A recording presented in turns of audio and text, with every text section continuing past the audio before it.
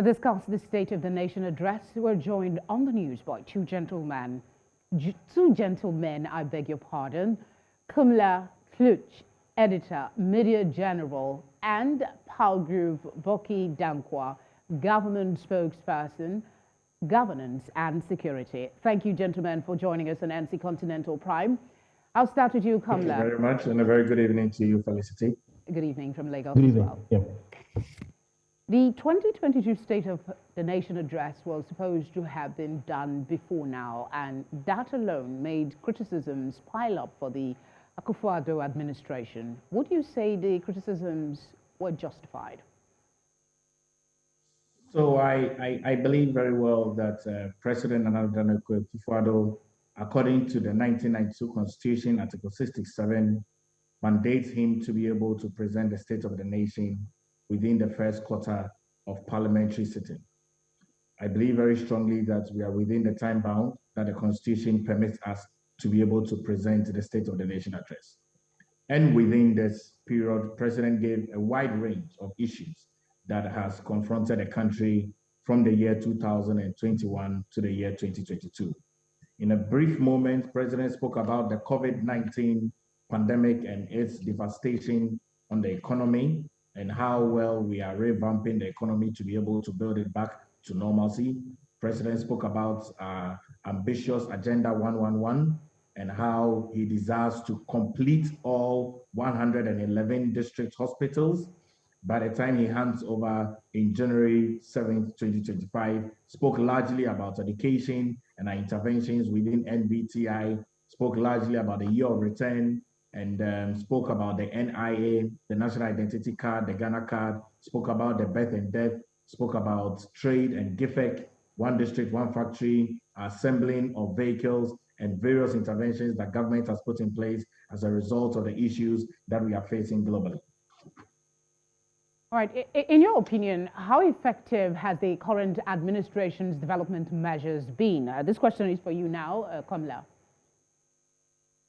Well, I mean, in terms of the effectiveness, one can say that most of the things that the president spoke about, right from the honest admission that he has made, especially on the issue of the Agenda 111, where he has been very clear to state that yes, they've been overly ambitious with it. The timelines, especially with when he birthed the idea, when the sword cutting was done first, was 88 district hospitals, then they moved it to Agenda 111, meaning that almost 101 district hospitals are going to be built. The timelines have been changed and all of that. I think that the honest admission for me is quite commendable to the extent that COVID has come to really affect the economy. Money has been a problem.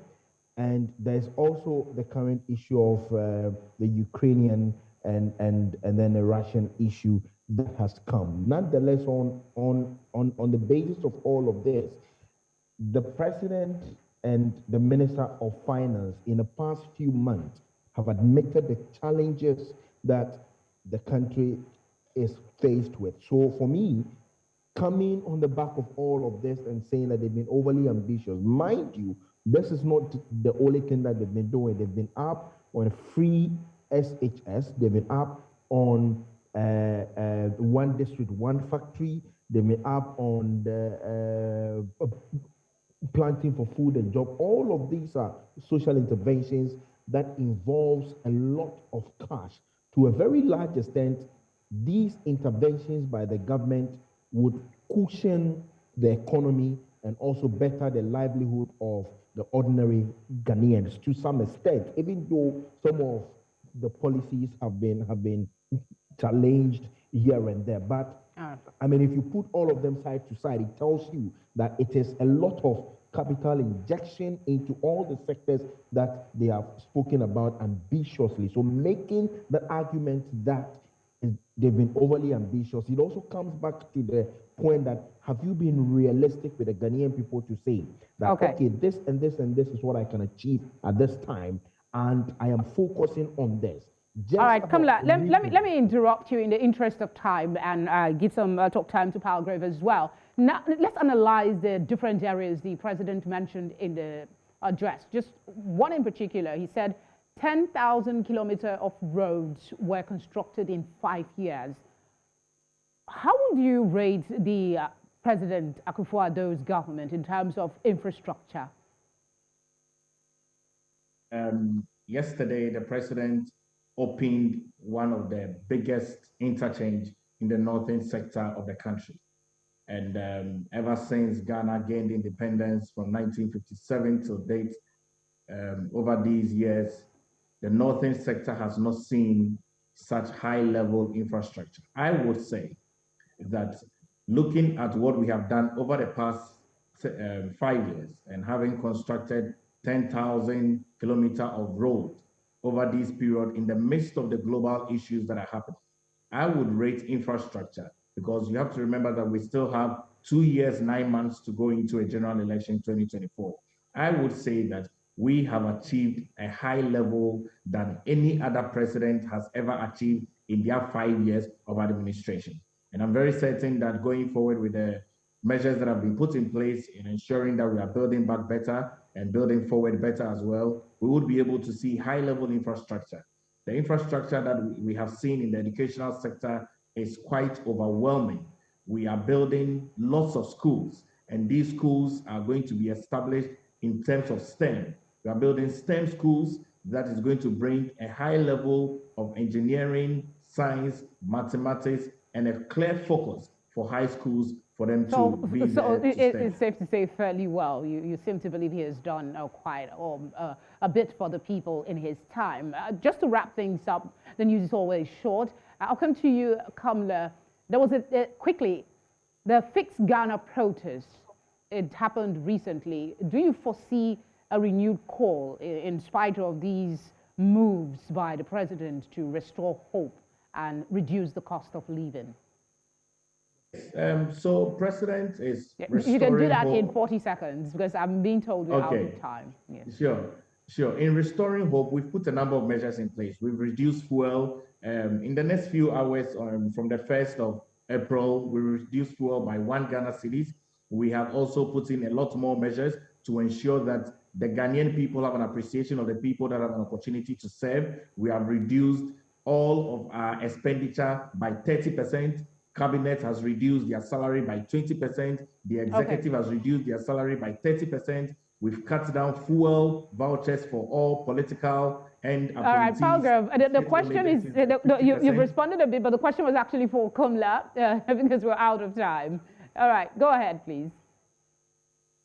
I mean, the issue about the roads, I'm just going to quickly chip in that the president's claim of the amount of road that they've done has actually been challenged per a document that has emanated from the ministry itself, that it's per the last time the Minister of Roads came to Parliament, he said that over 4,000 kilometers of road has been done. This is between the month of May 2017 up to the month of May 2021. Yes, there's some admission that some roads may have been added, but as to the number, that has been challenged by the minority. But then on the issue of the Fix the Country, just like you have said, I mean, you would recall that the lead convener, he is in court now, being on the charge of treason over a post that he's made about a coup d'etat. The president had cause to speak about it in the chamber of parliament, that Ghana has come a long way and does not and will not contain any issue that has to do with any plan whatsoever regarding the coup d'etat, and that we should stand together as a nation and condemn in no uncertain terms such moves that people do have as thoughts in their mind. Well, generally, the issue of Fix the Country, if you ask me honestly, the fight, if you like, on social media itself has waned down a little bit.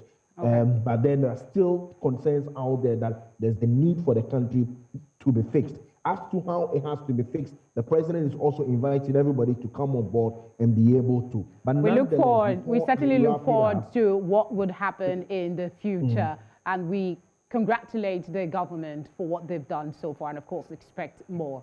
Thank you very much, gentlemen, for speaking with us on the news.